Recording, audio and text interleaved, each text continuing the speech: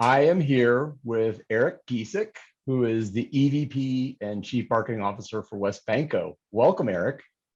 Thanks, Joe. Thanks for having me. Appreciate it. Absolutely. So, Eric, I wondered if you could tell us, I know that you have been at WesBanco for around 2 years, and you spent I think around 20 years at PNC Bank before you made the jump over to WesBanco. So I'm wondering if you could both tell us about your career journey that led you to your current role, and then also just tell us a little bit about WesBanco as an organization. Sure. Well, I spent 20 years at a bank that was acquired by PNC. So my career was kind of split between two different brands. I started with National City Bank, which was headquartered in Cleveland. Back in the late 90s. I went through a rotational development program for MBA grads. And I tell people, it took me, I have my MBA in marketing. And it actually took me about, over 10 years to actually land a marketing job. I took a very circular route. So I started with National City in a corporate banking training program. I became a corporate banker. I did that for a number of years and led a big project for National City for a couple of years. And then right around that time, National City was acquired by PNC. And that's how I, had my time at PNC. And I was with PNC for another 10 years. So combined organizations, close to 20 years. And when PNC first bought us, I stayed on the corporate banking side, and then I eventually moved on to marketing. They were looking for a marketing manager for corporate banking. They were looking for somebody who had actually, done the job and been on the front lines, and who really understood the business. So then I transitioned into marketing and moved from Cleveland to Pittsburgh, and spent 10 years, roughly, maybe 8 years. With PNC in the marketing function in Pittsburgh. And then about 2 years ago, as you said, I was, not really looking for a change, but was approached by a recruiter and described an opportunity to me, and it sounded really intriguing. And so, kind of went through the process and talked to more people at the company, and one thing led to another, and I've been here for 2 years. I think what attracted me, honestly, not only was it a CMO opportunity, but WesBanco is a growing brand in the kind of regional banking space. We have tripled in size in the last 5 years. And been very acquisitive. It's a very long-standing brand. We've been around for over 150 years. Was founded in Wheeling, West Virginia, and just kind of a well-kept secret. Very well run. We've been on Forbes Best Banks list since it came out, both for the world's best banks and for America's best banks. And one is driven on financial performance. One's driven by customer satisfaction. And so we're really proud of that. We were ranking as high as number 7 on both lists. We were rated the best big bank in the state of West Virginia. We're the largest employer in the state of West Virginia. So that's our roots, but we are expanding. We're now in 6 states. We've got 10 market areas that we've defined. And we're trying to, really bridge the gap between as you can imagine, in financial services, you're kind of stuck between these two large generations, right? The baby boomers who are retiring and the millennials who are coming into their own kind of life events with jobs and families, buying homes, et cetera. So we're really trying to appeal to both generations, and that's challenging from a market perspective. Different messages. So tell us a little bit more about the scale and scope of the bank in terms of, you mentioned six states, right? like that's retail branches. So there's retail banking, and then Right. there's commercial banking, and then there's, I don't know, I'm sure there's a high net worth individuals Yep. component. And so tell us just kind of about how the bank is structured. Sure. Yeah, we're full service. We have retail. We've got roughly 200 banking centers, and we've got a large mortgage division. We generate a lot of first mortgages and refinance activity. We've got a large business banking and commercial banking practice. We have a actually 100-year-old trust division with over 5 billion in assets under management. Wow. So we have a large wealth management practice, and then also insurance. We have a full service insurance offering, both commercial and home and auto and life. So we've got quite a few products that we're trying to market and raise awareness around. But our mantra, as many banks will say, we're all about the relationship with the customer. We pride ourselves on kind of big bank capabilities with a smaller bank kind of community mentality. We were a community bank at our roots, and now we are a kind of a large regional bank. Funny thing about the banking industry, there are over 4,000 banks in the United States. Compare that to Canada, where there's 4 or 5. Wow. But over 4,000. That's down from probably over 10,000, 20 years because ago. Of consolidation, where they're Right. acquiring each other and such, right? Right. Consolidation's just that's been going on for decades. But there's 4,000 banks, and we're in the top 100 size-wise. And so that just tells you, we're about 17 billion in assets. That just tells you that there are a lot of small community banks, credit unions out there. And that's the challenge too. We're competing with the PNCs of the world, and we're competing with your neighborhood community bank that may only have a handful of branches. So that's kind of the WesBanco story. But we feel good about our position in the industry. We feel like we know how to grow through acquisition and really integrate banks. I think we've had over 12 acquisitions over the last 6-7 years. So we're very used to what that takes. And at the end of the day, we have to grow organically. We can't just keep acquiring banks and not get growth out of those investments. Yep. So you mentioned that you studied marketing when you got your MBA, and then you worked in a non-marketing function, and then eventually made your way into the marketing role when it became apparent that they were looking for somebody with, the skills in the craft of commercial banking, and then you also had marketing education.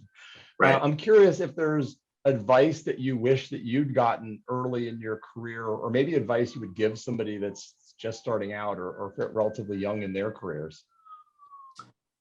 Well, I talked to a lot of younger professionals who are starting out, and they asked that question, and I said, really, this sounds like a cliche, but a career is kind of a journey, and you're going to have, you're going to be kind of going up and maybe feeling like you stepped back, and maybe taking a road less traveled and zigzagging. It's a real journey. And I think for me, my focus was always do the best that I can do in the position that I'm in at the time, and really build credibility. I think credibility is huge in a career.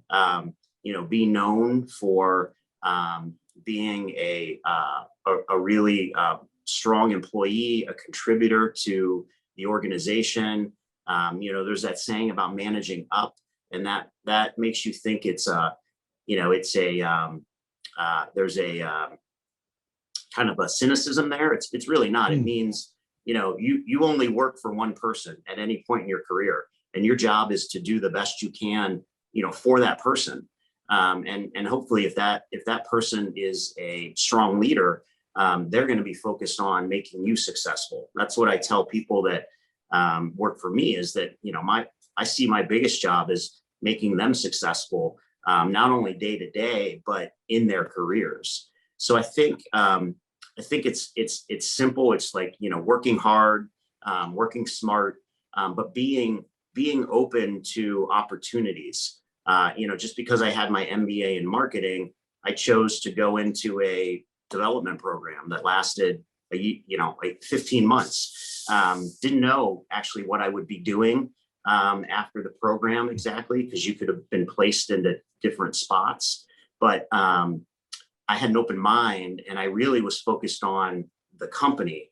And, knowing that when you work for a dynamic, kind of growing company, there's always going to be opportunities for you to contribute and do different things that are new and exciting, and keep you challenged. So I think I would say, don't have tunnel vision when it comes to your career. Just because your major was X, don't think that that's what your career is going to be, and be okay with that.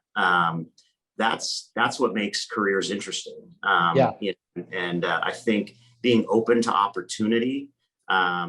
Careers are they're about hard work, but they're also about timing and opportunity. You can't create a position for yourself, right? There needs to be an opportunity, and you're open to it, and you're viewed as being you're viewed as being part of that story and part of that role. So it's I think that's a big part of it. Great. What I was going to add was that's actually not that dissimilar. What you mentioned about your primary job in terms of managing up, and then as a leader managing down, right? And nurturing that person to help them get where they want to be. It's actually not that dissimilar to being a parent. We just celebrated Father's Day here in the U.S. and with two little kids, I think about, we pour as much as we can into our children to prepare them for the world. And I think it's not that dissimilar to when you're managing a team of people. You have to treat each person as an individual, just as you would treat each child. Not that it's managing kids, but no, I think there's a lot of parallels between what makes a good parent and what makes a good leader, right? A lot of it has to do with empathy. A lot of it has to do with leading by example. So yeah, there's a lot of parallels, and I think encouraging is important, and giving credit where credit's due. Humility. Those are all things that I believe in kind of personally. So that has served me well in terms of kind of honing my leadership style. Well, and that brings me to a question. I believe that everybody has a superpower of some kind. And so I'm curious what you feel, or maybe that you've been told is your superpower. Well, it's funny. I actually, I don't know if you're familiar with Strengths Finders through. Oh, yeah. So my I won't go through my top 5, but my number 1 is strategic. And I do feel like that is just the way my mind works. And I feel like it's been a benefit to me throughout my career. Not only having been a corporate banker where I can sit down and I can talk to, a CEO or a CFO or a business owner about, hey, where's your company headed? How do you see yourself within your industry? Like, what's your succession plan? And so having a very strategic view of those customers served me well as a corporate banker. And I think marketing is, very much a strategic exercise. But even in my personal life, I tend to, think strategically about different situations. I do a lot of what ifs. I do a lot of big picture kind of thinking through a lot of different angles. And it just helps me, I think, make better decisions. I tend to be pretty deliberative, so and I've gotten much faster with that. Early in my career, I think I could slow myself down a bit, but I've been able to combine kind of that deliberative approach with a sense of urgency. And I think that just comes with experience too. I'm able to, kind of think through a situation pretty quickly, and come to what I believe is the best answer. Maybe not the right answer, but it's the best of your options. That's probably strategic thinking is probably my superpower. It's the way my head works, and I think it has served me well, in my career and in my life. Awesome. So I'm going to shift gears to just marketing and your job. So we're at this point of recording, hopefully we're on the way being finished with a global pandemic. Here in the US, people are being vaccinated and getting back to work and starting to go out and meet with people in person again. Other than the pandemic that we were dealing with for the last year and a half, I'm curious, as a marketer, what's your biggest challenge? Well, I think I mentioned kind of the dynamics of the banking industry or financial services. I think that's the biggest challenge. It's not only trying to track consumer behavior. Consumer behavior has changed as a result of the pandemic. We had this kind of acceleration of digital behavior that had already started. And so as a bank that's got 200 or so branches, we're constantly thinking about what's the distribution model. How many people can we serve through our digital channels versus how many branches do we need for those people who still want to conduct business that way? And there's less and less of them, right? Because they, for a period of time, they couldn't conduct business that way. So, that's a big challenge. I think I mentioned the competitive aspect.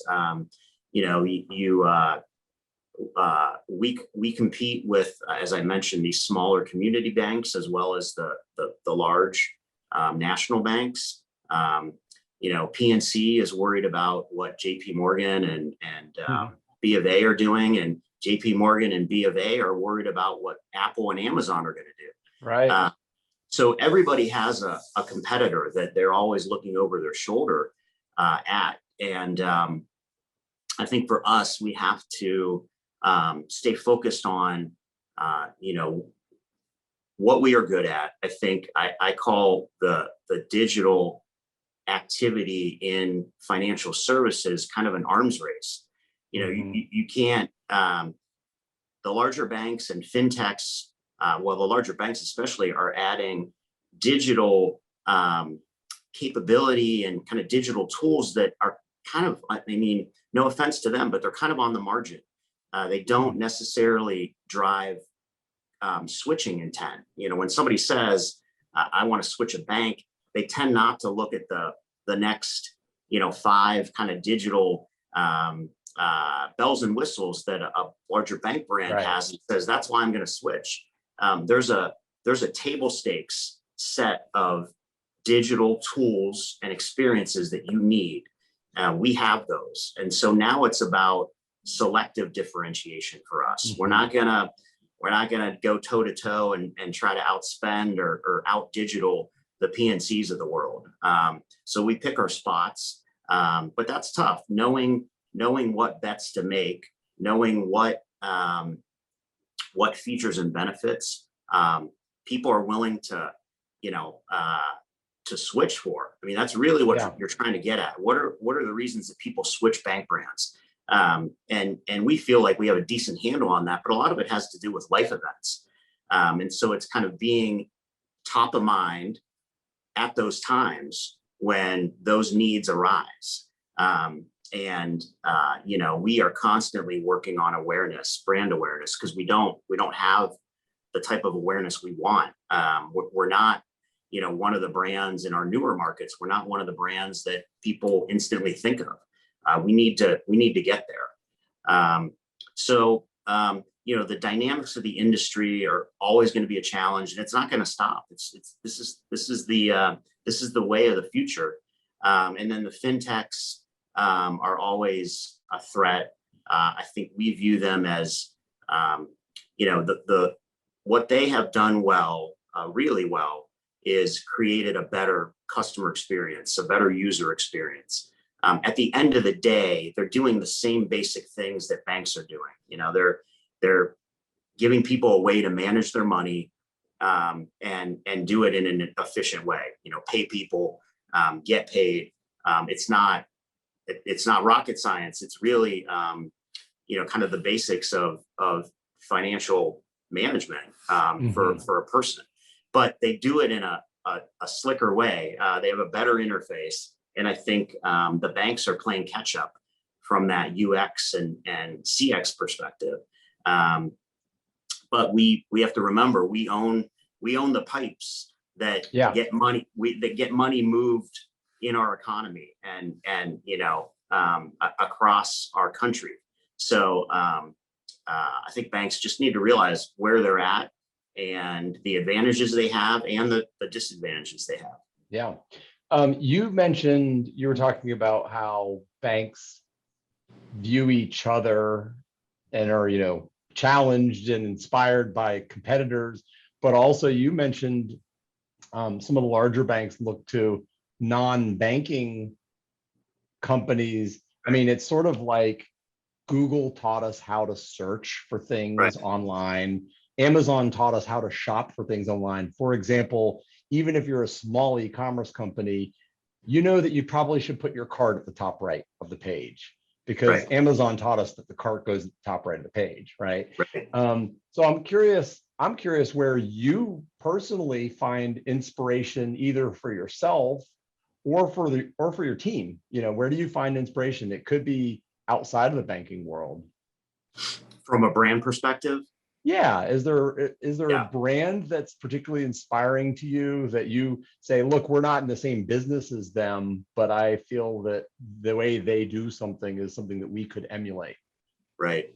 Well, I'm going to give a really obvious answer because you've probably heard it from a bunch of people. I mean, Apple for me, I'm an Apple user personally, but I've also, I've read about kind of them as a company. I read the biography of Steve Jobs, which was, really interesting to see that even from the very beginning, he was focused on kind of that elegantly simple solution, right? They don't try to be everything to everybody, but the experience with them is so easy.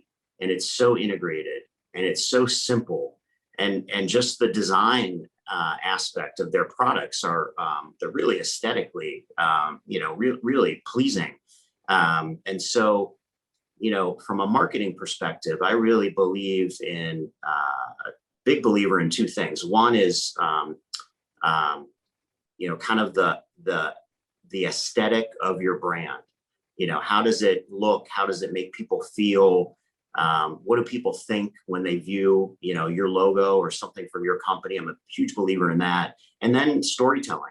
And I think Apple does, way back to the commercial with the army of people. 1984. Right. That air. I think that only aired once, and it became iconic, even though it only aired once. Huge. I mean, what a story they were telling, right? And I think they continue to tell stories. And so that's for us, we have to tell our story.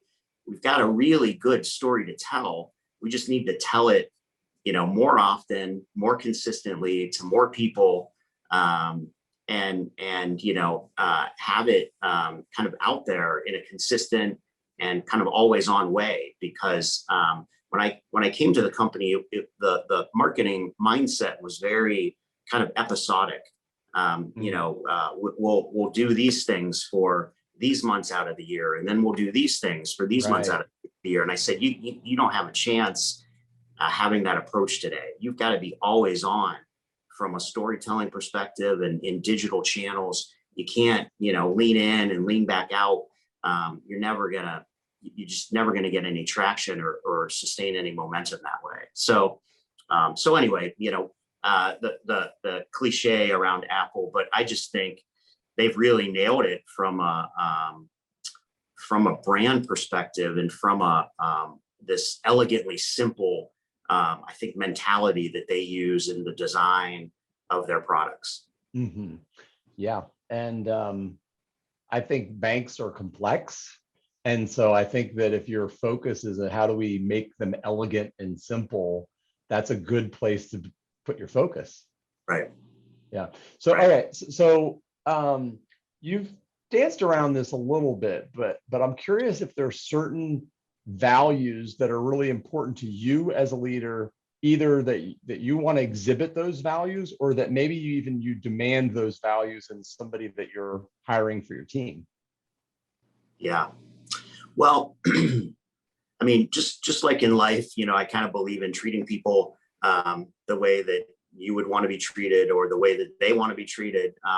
And that has always led me from a leadership perspective in terms of how I lead people. I tend to lead the way I would want to be led. That's worked for me. And I think people respond that way. I think marketing is such a collaborative exercise. It takes multiple people to get anything done from a marketing perspective. And in a bank, it takes multiple departments. You've got IT, and you've got compliance, and you've got legal, let alone our own marketing team. So teamwork is huge. I don't believe in silos. I think they're very success limiting.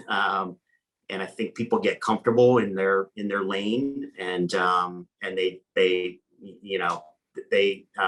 don't tend to reach across. And so, I'm always trying to kind of bust those silos, not only on the marketing team, but within a company, because I believe that, I kind of own the customer experience at our company. And so, I'm constantly trying to have people think with an eye toward the entire enterprise. Even though I work with a lot of line of business leaders that are really talented, smart, successful, but rightly so, they tend to think about their business line. And in marketing, you've got a really wide view of the organization, because you work with a lot of departments, you work with all the business lines. So teamwork is huge. I think an outside-in lens.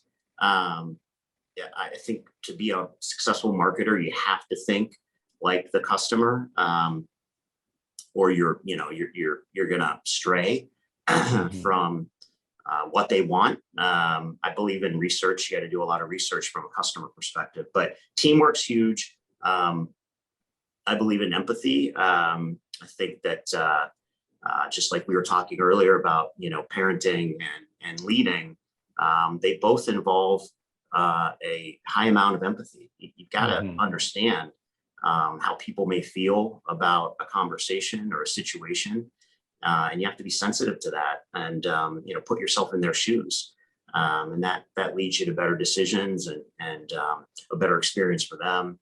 I also believe in accountability. I don't micromanage. I never have. I wouldn't want to be micromanaged, but I believe that you have expectations for somebody on your team, and you make those clear, and you coach them toward meeting or exceeding those expectations, but you let them do it in their own way and hold them accountable for the outcome. So accountability is huge, just not only from a project perspective, but what do you want to be known for? If you're not coming off the right way in a meeting, that's your thing to fix, and I'll help you with it. But you've got to be accountable to the organization, to the team, to your colleagues, and to yourself. And then just, basic respect, being treating people with respect and decency. I think that, that goes a long way. And it feels like it goes without saying, but I think in our current culture and the time that we're at in our life as a country, that's a good reminder that people need to respect each other and absolutely right, respect their ideas, respect them as a person, and that's how we produce better results together. And I think as a country we've strayed from that. Yeah. So teamwork, empathy, accountability, respect. Those are 4 pretty good values. I like that. All right, I'm going to shift gears for a minute. So setup exists to connect and empower marketers because we're better together. And often that means that we connect brands with marketing agencies. So we sort of live in that space between marketing agencies and brands. And so I'm curious, either at PNC or the predecessor bank that became part of PNC, or even at your current gig at WesBanco, I'm curious just how you work with marketing agencies. Yeah, I mean, we are hugely reliant on agencies. We have an agency of record. We have a digital agency that helps, kind of is in charge of our website and kind of our digital experiences. We have a lot of other partners, vendors that we work with to just get things done. Mm-hmm. I've always had a good experience with marketing firms and marketing agencies. I think the better ones kind of know what they're good at, and they know what they're maybe not good at, and they don't try to be everything to everybody. They're not always candid about that. No, the best ones are, to your point, but they're not always candid about what they're great at, what they're not so great at, but they'd like to be. Right. And our AOR, they are great at a lot of things, very strong, but there are some things that, are the person who is the most senior there, who I have a good relationship with, he'll tell me, Eric, I'm going to tell you, that's not us, that we can do it, but there are better people, better firms out there to do that for you. And I respect that. And I'm very transparent with our agencies. I tell this story. I didn't come from a marketing background, right? I came from a kind of sales and relationship background. So when I first came into marketing, there was this odd dynamic with our agencies at PNC where you would have a conversation. There would be the brief that they, really relied on, and then they would go off and you wouldn't hear from them for weeks or months. And then they'd come back and they'd present to you, and at times they were off. And I would routinely say, why are we not having more conversations along the way? You couldn't course correct in mid piece of work, right? It's like you don't want people to see the sausage being made, but then you end up with something that's unpalatable, right? Yeah. Like you're like, I don't like that. Right. And it just causes a lot of wasted time and effort. And so, but that was the mentality. And I tried to have a different, for the people I worked with at these agencies, I tried to be very clear to say, listen, bring me in early and often. Mm-hmm. Let me be exposed to your thoughts and the work, because that's going to produce a better result, and it's going to produce it more quickly. And I've tried to just instill that sense of working together with our current agencies. That's great. Yeah, just very transparent. Don't go off and not talk to me for weeks or months. That just it just makes for more potential to waste everybody's time and have them feel like they have them feel defeated because they put all this time and effort into an idea and then they came and presented it and it was off. and so let's not risk that. Yeah. So anyway, but we're hugely reliant on agencies. We believe in being a partner with them. We share strategy with them. We talk about our business. I don't want them to feel like order takers. I want them to be part of the strategy. I like it. So are there certain disciplines? This doesn't have to necessarily just apply to WesBanco, but just in your philosophy, are there certain disciplines that you would always outsource outside of the bank because they're experts at a certain thing or they have capacity you don't have? And are there certain things you would never, ever outsource outside of the bank because you feel they're core to you and you can't get that outside?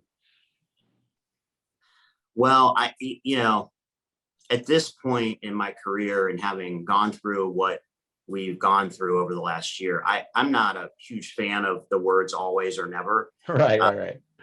I don't, to be honest, I would never kind of carte blanche say I would always outsource that or I would never outsource that. I think it's very situational. I think it's it has a lot to do with how can you get something done in a high quality fashion in the most efficient way possible. And if that can be done on the team, then we're gonna go that route. I mean, I'll give you an example. We launched a new website a little over a year ago, and the website prior to that was kind of managed by our IT group, and we always struggled to get content,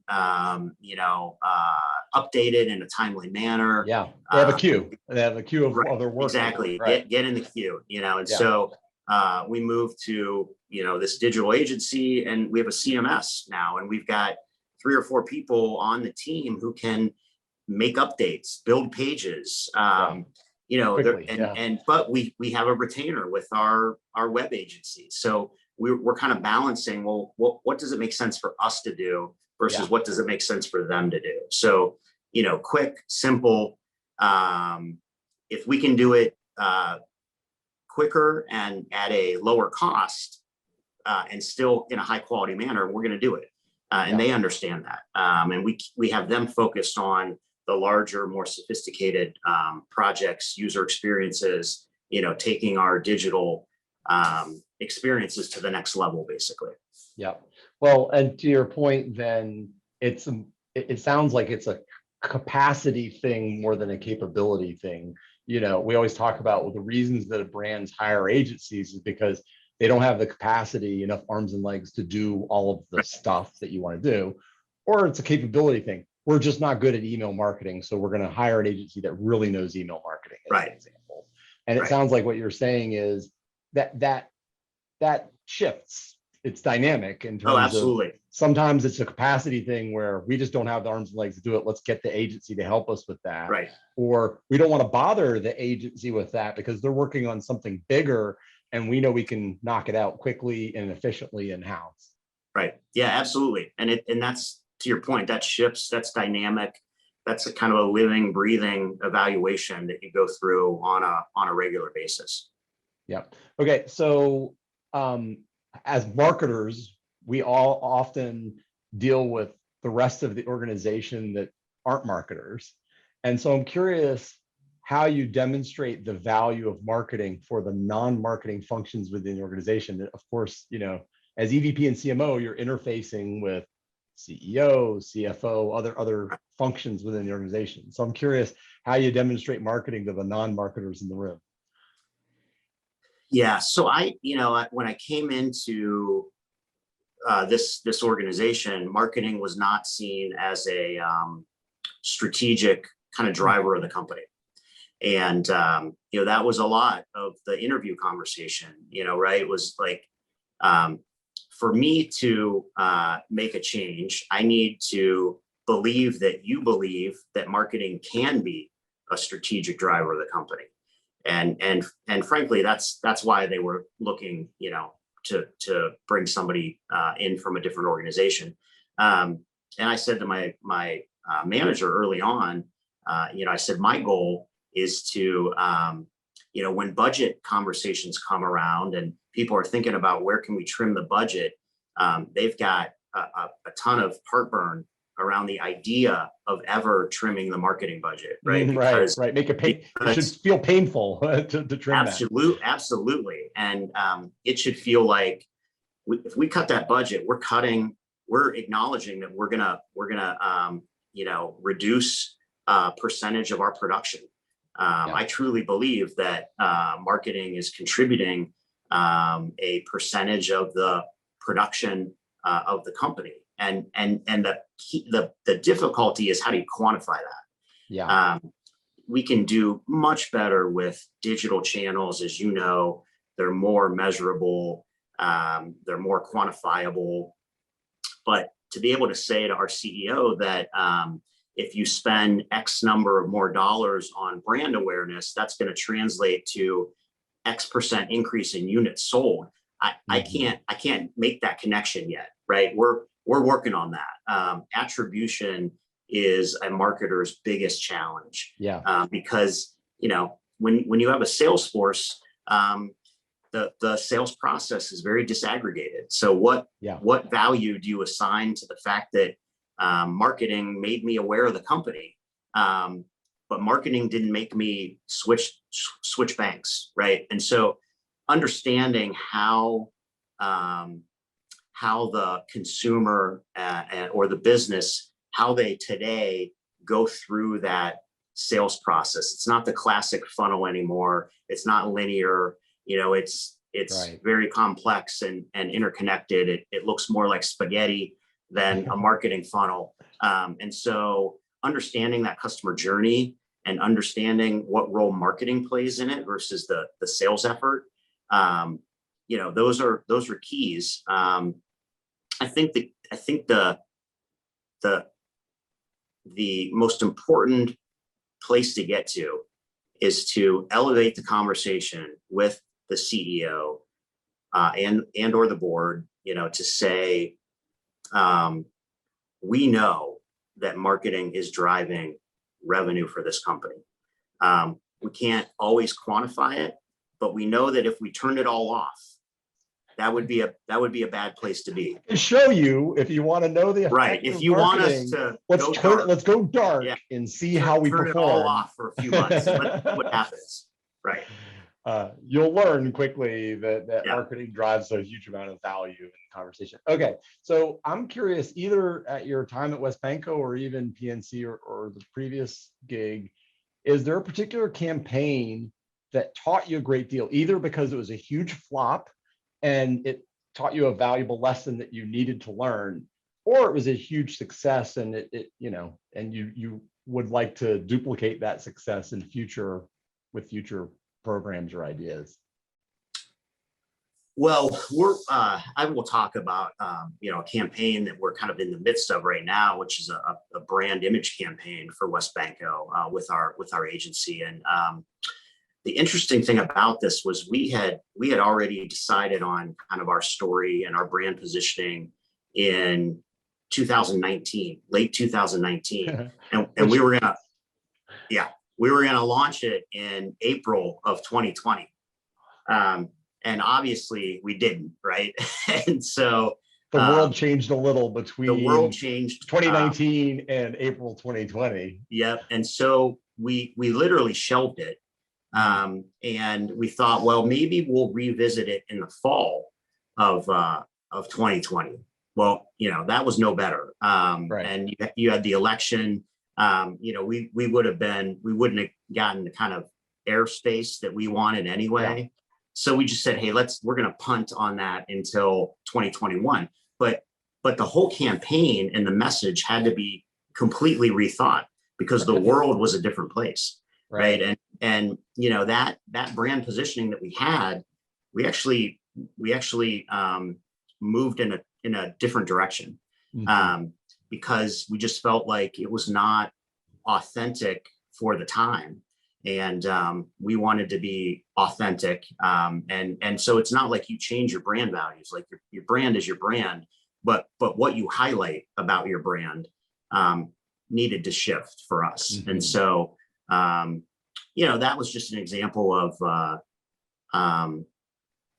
again, thinking about what our story is and how do we tell that story and how do we capture people's attention, and tell it at a time when people's attention spans are pretty short. And Right.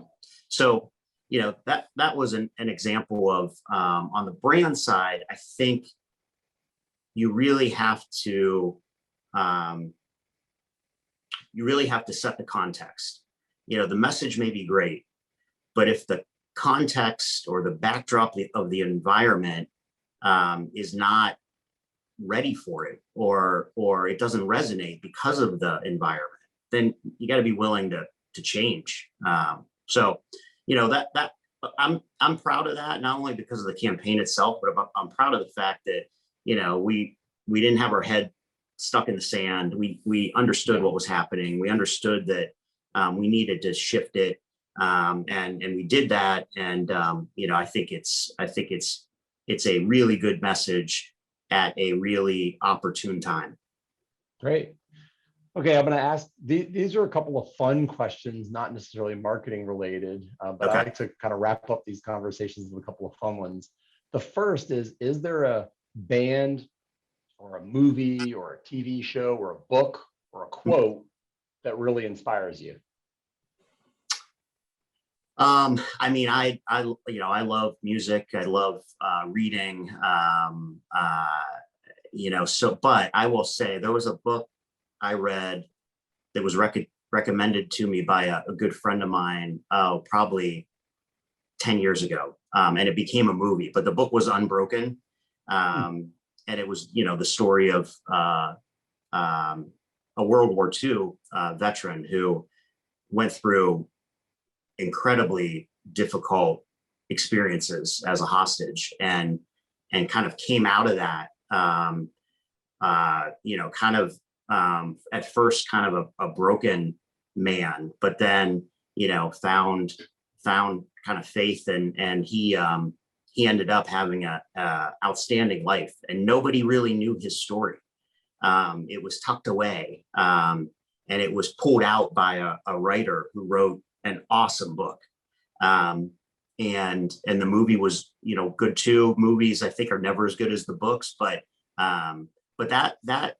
that book taught me about, reinforced in me some of the values that I already had, faith, humility, perseverance, understanding that there's so many people in this world who are dealing with their own challenges, and a lot of them are way more dire than our challenges, in this country, or certainly in my life. So I think it's just that's one that I always think about, is not, staying broken, basically, because he didn't, and he could have, very easily, so that's a book that I think about pretty often. Love it. So outside of your family, where do you find joy? So I always have to say outside of your family, because the easy answer, oh, my kids, my family. Oh, sure. But outside of that, where do you find joy? Yeah, I mean, I have an awesome family, and they certainly give me a lot of joy. But I love to golf. I love to play golf. I love to watch golf. And I think that, a lot of people say, how can you watch golf? Well, you can't really watch it unless you play it, because right. It's like my wife watching tennis. She loves to watch tennis because she plays tennis. But that's I wish I lived in a part of the country where I could play year round. So when I can, I like to get out there. I love history. I love books that are kind of based on historical situations and times in our history. But I love them to be an engrossing story. So, kind of even fiction that's set against the backdrop of some, moment in history. I really enjoy that. And I'm a big Ohio State fan. I grew up in Ohio. Ohio State football was a big part of, my life. I lived in Columbus for a few years. My daughter goes to Ohio State. So I'm a big Ohio State football fan. And I guess it's been a joy for most of my life. I'm a big Pittsburgh Steelers fan. I grew up in Northeast Ohio, which is kind of disputed territory. Right. It's Cleveland and Pittsburgh fans kind of coexisting together. And my wife's a big Cleveland Browns fan. I'm a Steelers fan. So, that makes for interesting game days when they play each other. But Yeah. I love college football. I love Pittsburgh sports. Not necessarily the Pirates these days, but hockey. Pittsburgh's a great town. It's a great sports town. So I enjoy being around it. I love Pittsburgh. I think it's a great city, and I've spent a little time there. But it's not the city that most outside of Pittsburgh think it is in terms of. I mean, it's not steel and ketchup anymore. Right. The steel and ketchup are two little small parts of Pittsburgh. No, it's robotics and medicine now. Yeah. A friend of mine from college is a doctor there, and he talks about how the medical community is amazing. Yeah. Okay, so last question I have for you is there a question that I didn't ask as a part of this conversation that you wish had been part of the conversation? I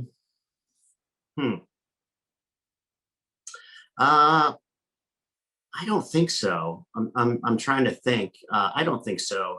I mean, anytime I'm able to, tell the story of our company, I really enjoy that, because again, it's kind of this well-kept secret that we're trying to get out there. So I just appreciate the opportunity to, talk about the company, talk about our brand, a little bit about me, but more so what attracted me to this opportunity. It was really the story of the company and the leadership and the culture, and the fact that we really focus on taking care of the customer every single day. And again, we've been noticed for that, across the industry.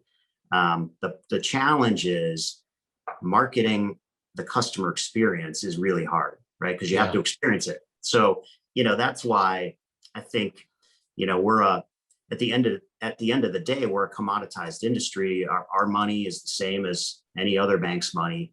But we've got to be able to kind of highlight that customer experience and highlight why and how it's important to us, and how we strive to make it the best that it can be. So anyway, those are just some of the things as we wrap up that. Yeah, well, top of mind. This brings us first full circle a little, because at the onset you talked about how WesBanco is really focused on that relationship with the customer, and the reality is, to your point, we have the same awesome digital tools that the other guys have, and we have the same money that the other guys have. At the end of the day, what we can do better than the others is build a better relationship, and focus on telling that story. We talked about storytelling, telling that story to the customer about why we're in a better position to serve them from a relationship standpoint than the other guys down the street. Right. Yeah, absolutely. And, at the end of the day, every company's trying to do that, Yeah. So I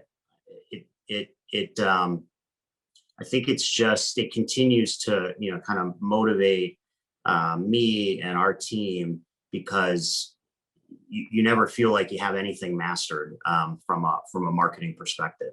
Things are always changing, and that's what I like about the profession. I love it. All right. So Eric Giesecke is the EVP and CMO for WesBanco. Thanks so much. This has been an amazing conversation. Thanks, Eric. Thanks, Joe. I really appreciate it. Enjoyed the conversation a lot.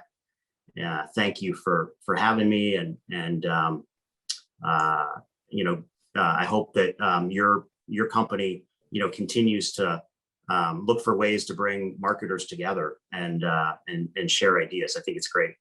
I appreciate it. Thanks, Eric.